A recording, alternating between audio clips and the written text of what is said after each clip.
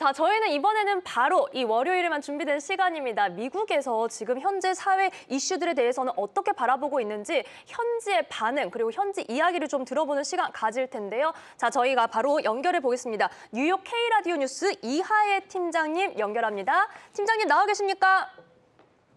네, 안녕하세요.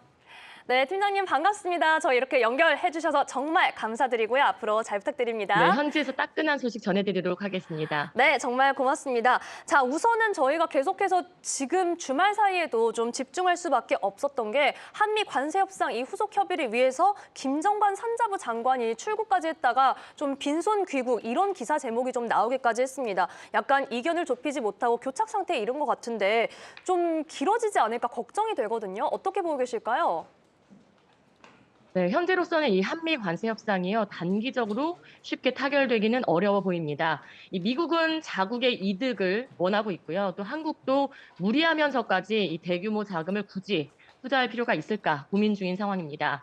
지난 12일이었습니다. 금요일에 한국의 김정관 산업부 장관 그리고 하워드 러트닉 미국의 상무장관이 이 뉴욕에서 제가 있는 뉴욕에서 이틀 연속 만나서 후속 협의를 진행했습니다.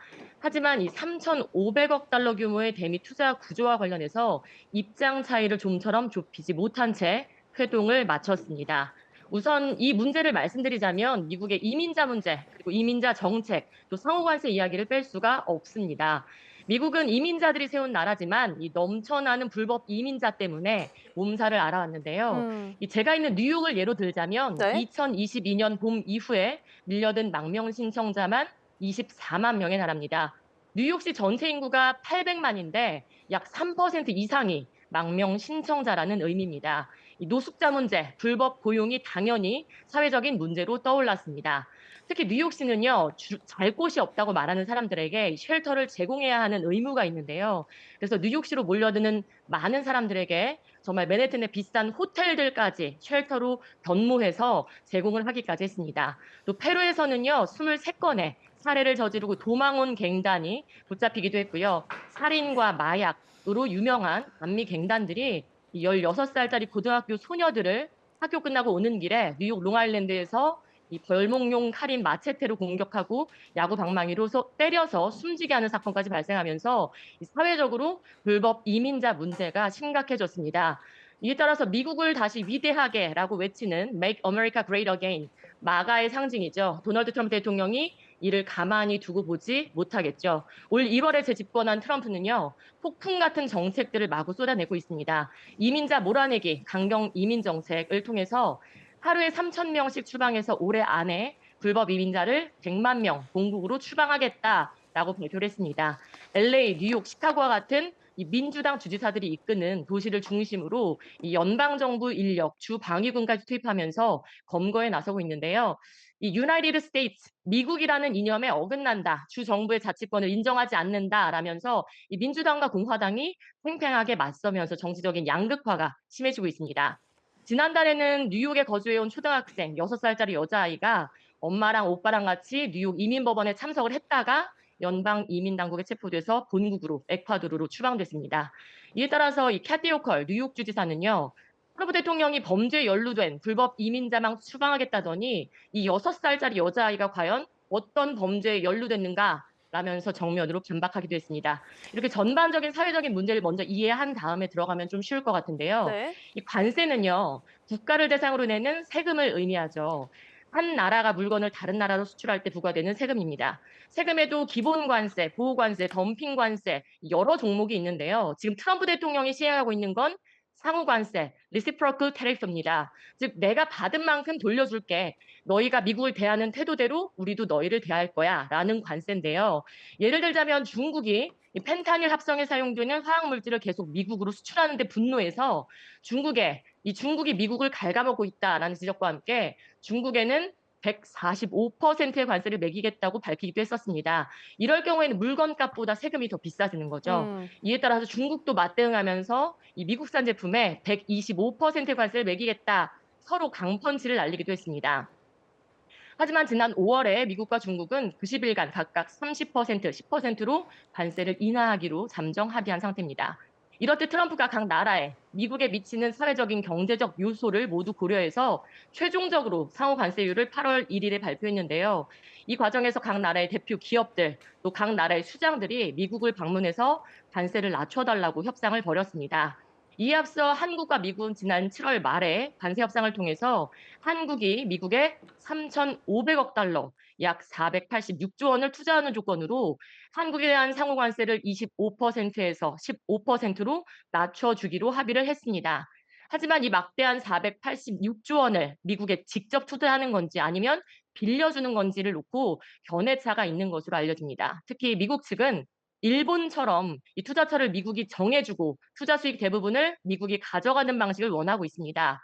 트럼프는 자신의 임기 내에 관세로 재정적인 수입을 올리고 또 투자를 유치하고 일자리를 창출했다라는 업적을 남기고 싶은 겁니다. 지난달 25일 한국의 이재명 대통령도 직접 백악관을 찾아서 트럼프 대통령과 한미 정상회담을 통해서 국가 안보, 조선업 분야의 협력을 약속했습니다. 미국은 현재 한국으로부터 3,500억 달러의 대미 투자를 현금으로 받길 원하고 있습니다. 또 투자한 원금을 모두 한국이 회수한 이후부터는 미국이 수익의 90%를 가져가겠다라고 주장하고 있는데요. 한국의 실질 GDP가 2,292조입니다. 이 가운데 약 20%를 차지할 만큼 막대한 돈을 투자하고 또 원금이 회수되면 미국이 90%의 이익을 가져가는 구조를 받아들이면서까지 이 막대한 돈을 투자해야 하는가라는 고민이 깊어질 수밖에 없는 상황입니다. 네. 여기에다가 이 불을 붙듯이 조지아 배터리 공장 건설 현장에서 일하던 한국인 근로자들이 300명 넘게 체포되는 이런 사건이 발생했습니다. 매우 안타까운 사건인데요. 7일 만에 풀려나서 귀국하긴 했지만 이 정서가 좋지 않습니다. 배터리, 반도체, 조선, 자동차 등 한국 기업들이 미국에 쏟아붓는 투자 규모가 200조 원을 넘는데 제대로 된 비자도 발급을 안 해주고 또 현지의 필수적인 인력들을 파견했다가 이렇게 구금하고 출국시키는 걸 본 기업들이 이런 식이면 투자가 곤란하다라는 입장입니다. 여기에다가 러트닉 장관이 어떤 발표를 했냐면요. 이 트럼프의 입장은 간단하다. 투자를 해서 공장을 짓고 기술을 전달한 다음에 나가라는 것이다라고 밝히면서 이제 한국 입장에서는 우리가 호구냐라는 발언까지 나오고 있는 상황입니다. 이재명 대통령 역시 최근 기자회견에서 국익에 반하는 협상에는 서명하지 않겠다라는 강경 입장을 나타냈고요. 네. 하워드 러트닉 상무장관은 이 교착 상태에 빠진 한미 무역 협정과 관련해서 한국은 미국과 약속한 대로 이 수용하거나 관세 인하 합의 이전 수준으로 높은 관세를 내야 할 것이다라고 압박하고 있습니다. 네, 이렇게 지금 한미 무역 협상이 좀 교착 상태에 이른 상황, 그리고 앞으로 좀 길어질 수밖에 없는 이런 요인들에 대해서 현재 미국 사회 분위기까지도 좀 자세히 짚어주셨습니다. 자, 팀장님, 저희가 이제 차기 연준 의장에 대한 관심도 좀 쏠리고 있는데 또 블랙록의 새로운 인물이 접촉했다는 소식도 있더라고요. 이 부분 간략하게 들어볼 수 있을까요? 네, 맞습니다. 이 미국의 중앙은행격이죠. 이 연방준비제도는요, 1년에 8번, 약 6주에 한 번꼴로 이틀에 걸쳐서 회의를 합니다. 이 회의 둘째 날에 금리를 결정해서 발표하는데요. 이 연준이 이번 주 미국 현지 시간으로 화요일과 수요일, 16일과 17일에 FOMC, Federal Open Market Committee를 엽니다. 이 회의에서 기준금리를 인하할 가능성이 매우 높은 것으로 점쳐집니다. 트럼프 대통령은 지속적으로 이 제롬 파월 연준 의장에게 금리를 인하하라고 압박해 왔습니다. 제롬 파월 현 연준 의장은 인플레이션, 즉 물가가 너무 높다는 이유로 물가 안정을 위해서 금리 인하를 하지 않으면서 트럼프와는 불협화음을 빚어왔습니다. 연준 의장은 4년 임기인데요. 중도에 해임할 수 있는 조항이 없습니다. 임기 중에 불법을 저지르거나 직무 유기를 했을 때 이런 심각한 상황이 아닌 경우에는 해임하기가 어려운직입니다. 제롬 파월 의장은 2018년 도널드 트럼프 대통령에 의해서 처음으로 의장으로 지명이 됐고요. 2022년에 조 바이든 대통령이 한 번 더 재지명하면서 2026년 내년 봄까지 임기가 남아 있습니다.